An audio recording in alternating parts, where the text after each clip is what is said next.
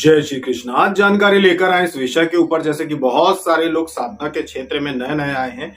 उनके मन में ये सवाल होते हैं कि आखिर साधना के क्षेत्र में हम क्या कर सकते हैं, अध्यात्म में आए तो क्या कर सकते हैं। इतनी सारी चीजें सुनने को मिलती हैं, पता चलती है, विधि के विषय में भी सुनने को मिलता है। तो आखिर ऐसा क्या करें कि हम साधना के क्षेत्र में कुछ कर भी पाए और हमें ज्यादा कुछ व्यवस्थाएं ना करना पड़े। तो इसी विषय में जानकारी लेकर आए कि साधना के क्षेत्र में सबसे ज्यादा महत्वपूर्ण होता है जाप तप। देखिए, भगवान को अगर आप 2 पुष्प भी अर्पित कर देते हैं और उनका जाप करते हैं तो इतना भी काफी होता है। विधि विधान जरूरी नहीं है कि हर व्यक्ति ने कभी किया हो, ये जरूरी नहीं है कि जितने भी लोग आज देखा जाए, अगर कि जो बहुत बड़े संत हुए, महात्मा हुए या बहुत बड़े मुनि हुए, ऋषि हुए, जिनको ज्ञान साधना पूरी होने के बाद हुआ, मतलब जब तक उन्होंने भक्ति की, जब तक उन्होंने साधना की, तपस्या की, तब तक उन्हें वो ज्ञान की प्राप्ति नहीं हुई। जो ज्ञान उनको साधना पूरी होने के बाद प्राप्त हुआ, प्रभु के दर्शन होने के बाद प्राप्त हुआ, और आज हम उन्हें इतने बड़े ऋषि मुनि के नाम से जानते हैं कि भाई कोई जो है किसी तारे के नाम से जाना जाता है, कोई जो है पुराण को लिखने वाले माने जाते हैं। तो बहुत सारी चीजें हुई उनके साथ, वो तभी हुई जब उन्होंने जाप किया। उन लोगों के समय में ऐसा जरूरी नहीं था कि हर साधक या हर जो तपस्वी था, हर सबके पास मालाएं वैसी हो या यंत्र हो या सारी चीजें हो, ऐसा कुछ नहीं था। सिर्फ जाप वो मंत्र उनको मिल जाता था कि मुझे ये मंत्र जाप करना है, और वो जाप करना शुरू कर देते थे, और जाप करते करते करते ही उनको सफलता मिलती थी। मतलब कि जो तप होता है आपका, वो जाप से भी बढ़ता है। ऐसा कोई भी साधक या साधिका जिसके पास ज्यादा कोई व्यवस्था ना हो, जो परेशान रहते हो, उनको जरूरी नहीं है कि सारी वो व्यवस्थाएं करें। वो सिर्फ जाप करके भी सफलता प्राप्त कर सकते हैं। एकमात्र जाप करके भी आप जीवन में अपनी साधना के क्षेत्र में आगे बढ़ सकते हैं। ये बहुत सारे साधक साधिकाओं का प्रश्न होता है कि हमें जो हम जाप करते हैं, हम जो साधना करते हैं, इसका हमको समझ में नहीं आता, कोई बड़ा अनुभव नहीं होता। तो जरूरी नहीं है कि आपको अनुभव हो, जो कि हम कई बार हमने कहा है कि जरूरी नहीं है कि अनुभव हो। जब तक एक जीवात्मा इस भौतिक शरीर में रहती है, इस भौतिक शरीर के ऊपर कर्मों का प्रभाव रहता है, जब तक जीवात्मा इस भौतिक शरीर में रहती है तब तक उसको ये सारी चीजें समझ में नहीं आती। लेकिन जिस दिन आपकी आत्मा, जीवात्मा आपका ये शरीर छोड़ती है, उसको आपका जाप तप सबका लाभ समझ में आ जाता है, सबका लाभ मिल जाता है, और जीवात्मा जो होती है वो आपकी बहुत शक्तिशाली होकर इस शरीर से निकलती है। जब तक इस शरीर में है तब तक ही उसको समझ नहीं आता, क्योंकि इस शरीर के ऊपर कर्मों का प्रभाव रहता है। अब कर्मों का प्रभाव कैसा रहता है कि भाई पूर्व जन्मों में आपने जो कर्म किए थे उसके अनुसार आपकी कुंडली जो होती है वो इस जन्म में ये दर्शाती है।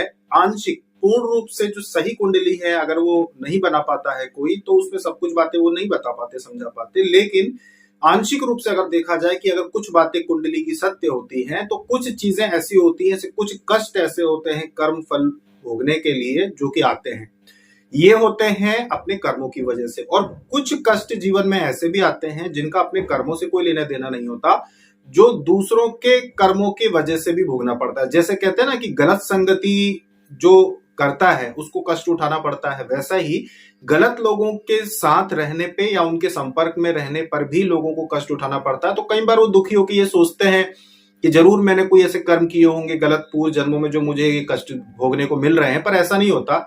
गलत व्यक्ति के साथ रहने से, यानी कि संपर्क में भी रहने से भी गलत प्रभाव पड़ता है। कि भाई अगर आप एक अपराधी के साथ अगर दोस्ती रखते हैं तो कल को कोई भी अपराध करता है तो आपको भी परेशानी हो सकती है। जो समझाते हैं ना माता पिता, वही चीज रहती है कि कुछ कर्म का तो फल होता है अपना जीवन में जो भोगना रहता है, और कुछ चीजें ऐसी रहती हैं जो दूसरों की वजह से अपने को प्राप्त होती है। तो इस जीवन में आप भले ही कितने कष्ट में हो, आप भले ही कितनी तकलीफों में हो, आप एक काम कर सकते हैं। अगर कोई व्यवस्था नहीं कि आप मंत्र जाप कर सकते हैं, मंत्र जाप कीजिए। मंत्र जाप आप करेंगे, अपना तपोबल बढ़ाएंगे, और तपोबल बढ़ने की वजह से एक तो बहुत सारी जो आंशिक तकलीफें होती हैं आपके शरीर के ऊपर, या फिर नकारात्मक चीजों की बात करें या नकारात्मक ऊर्जा की बात करें, तो वो दूर हो जाती हैं। पहला लाभ तो ये होता है। दूसरा ये होता है कि अगर लीजिए कि आपके ऊपर किसी प्रकार का कोई प्रयोग किया जाता है या कोई गलत चीज हो, तो उससे भी आराम मिलता है। इसके अलावा मृत्यु उपरांत जब भी आपकी मृत्यु होती, तो जो जाप आपने किया है, जो भक्ति आपने की है, कहीं नहीं जाती, ये आपके साथ ही रहती है, आपको ही प्राप्त होती है, और आप इसके साथ ही आगे की यात्रा करते हैं। आपने कभी भी ऐसा बहुत कम देखा होगा कि कोई बहुत भक्ति करने वाला व्यक्ति हो, जो जिसने खूब भक्ति की हो, बहुत सेवा की हो प्रभु की और सात्विक तरीके से पूजा पाठ करता हो और मृत्यु के बाद उसने कभी किसी को परेशान किया हो, वो प्रेत बन के आया हो किसी के शरीर में या परेशान किया हो, ऐसा आपने कभी नहीं सुना होगा।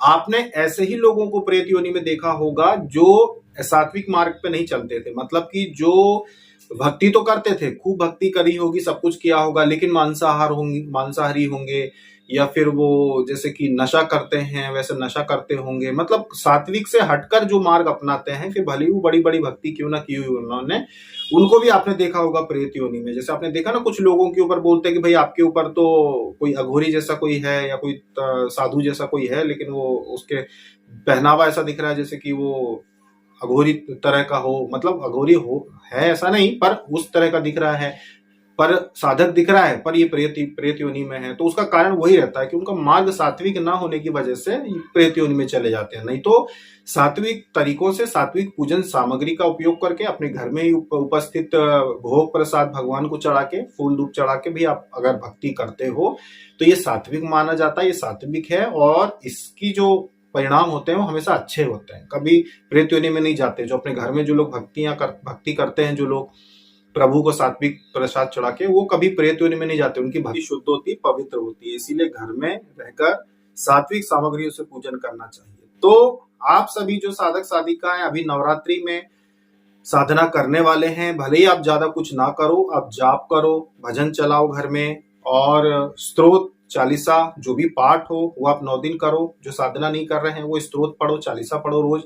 आप जैसे कि मान लो आप दुर्गा चालीसा, काली चालीसा, कोई भी चालीसा अगर आप पढ़ते हैं तो सुबह शाम बड़ी प्रसन्नता के साथ उसे पढ़ो।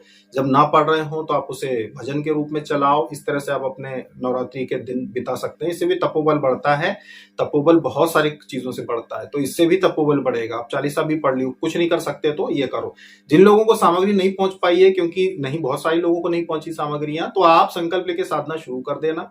साधना आपकी चलती रहेगी। संकल्प लेके अलार्म लगा के आप आधा घंटा 1 घंटा जाप रोज कीजिए। जब सामग्री आ जाएगी तो उसको आप अपने मंदिर में रख कर उसके सामने भी आप जाप कर सकते हैं, क्योंकि साधना के बाद भी वो देवी देवता जो हैं उनका जाप तो करना रहता है। तो सामग्री जब भी आपको मिलती है आप तब उपयोग कर सकते हैं, देरी से मिलेगी तब भी उपयोग कर सकते हैं। और अभी गुप्त नवरात्रि है, तो सामग्री जिन लोगों ने अभी बुलवाई, अगर मान लो अभी नहीं भी पहुंचती है आपके पास नवरात्रि में, तब भी कोई बात नहीं है, क्योंकि फिर आगे चैत्र नवरात्रि के समय फिर सामग्रियां नहीं मिल पाती हैं, मुश्किल हो जाती है। चैत्र नवरात्रि में फिर बहुत बड़ी संख्या में लोग सामग्रियां लेते हैं तो फिर नहीं मिल पाती। इसलिए अच्छा है अगर अभी आपने ले ली है, भले ही आपको अभी लेट मिले कोई दिक्कत नहीं है। चैत्र नवरात्रि आएगी तो फिर जरूरत पड़ेगी तो तब उपयोग हो जाएगी, पर अभी मिल गई है, अच्छी बात है। तो उसे आप संभाल के रख सकते हैं और रख क्या सकते हैं, सीधे स्थापित कर दीजिए यंत्र, माला सीधे उपयोग में कर सकते हैं। आप जो भी सामग्री मिलती है बस जल से छींटे दीजिए, तिलक लगाइए और उपयोग कीजिए। माला है तो जल से आप स्नान करा लीजिए एक बार अपने घर के जल से। जब आपके पास सामग्री पहुंचती है तो माला को स्नान करा लीजिए, कोई सी भी माला आपने ली हो,